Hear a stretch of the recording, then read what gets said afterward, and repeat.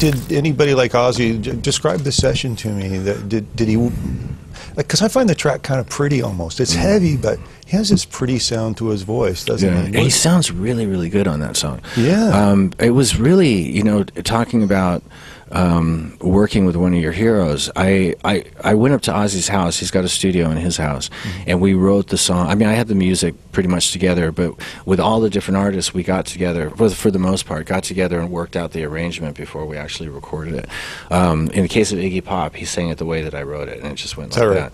But with Ozzy, we changed the bridge, something in the bridge, and so I went to his house and sat next to him while he was sort of working through the lyrics, and he's singing in a voice that I've been listening to since I was 12, 13 years old, and it's really sort of surreal to hear something almost as familiar as your parents' voice right there, sort of doing its thing while you're just sitting there going, wow. Yeah, you know, holy I'm sitting in Ozzy's house working with him. So did that session go real quick when you recorded it? Oh yeah. All the actual sessions were just a matter of hours. Right. You know? Is that right? Yeah.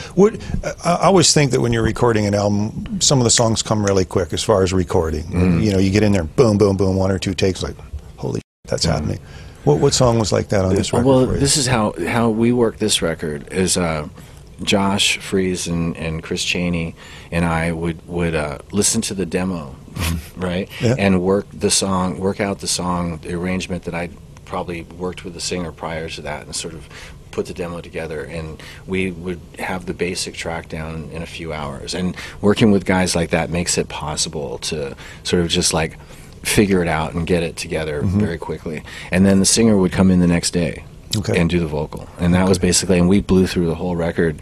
I mean, I think we had 75–80% of the record done from May to the end of July, and then I had people that were on the road. I had to wait till they came back, and I also had a couple songs that I hadn't figured out who was going to sing them, and so, but basically we had the record done by more or less Christmas, this past Christmas, and then I had to deal with the clearances from every artist with every record company and all the attorneys and all that shit. That was the hardest part. Well, what about one of the tunes that was maybe, you know, I think on recording I said sometimes songs happen really quick. There's also sometimes that one that gives you, you know, getting over to the other side of the mountain's a little bit hard. It's a little more of a challenge. Was there any song on here that you kind of going, oh, this is taking a little longer than No, the only time that ever happened was when I couldn't figure out who was going to sing.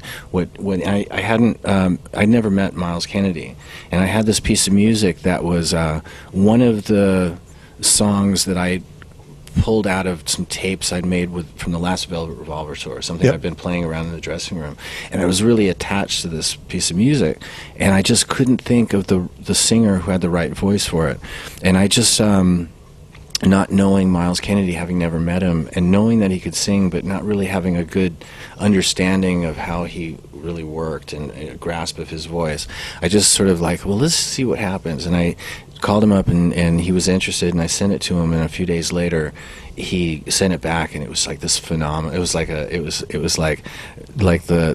seas had parted or something. I was like, is that right? Wow, you found your singer for this tune. And that was one of the trickier things. But as far as actually hooking up with the singer and collaborating, they were all really painless. Is that right? Yeah. So there was no song that you kind of you were sitting around talking to your producer going, no, this song's a pain in the ass. There was pieces of music that before I'd worked with any of the singers, there was a couple different songs, like By the Sword. I'd probably written and rewritten that particular song maybe 4 times. I think I probably have 4 different versions of it as demos before I finally got to the point where I was like, okay, I think this is more or less it. And then when Andrew and I got together and actually sort of collaborated on it, he brought in a chorus part which really just topped it off.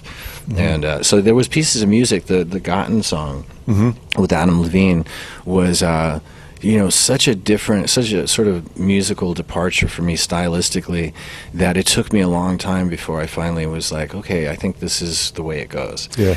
You know, and then that's when I hooked up with Adam Levine and sent it to him, and I was really apprehensive to send it to him because I thought he's probably not even going to like this. Yeah. You know, but he was definitely the voice that I thought of the whole time that I was actually sort of you know, sort of getting the song together. You know? Yeah.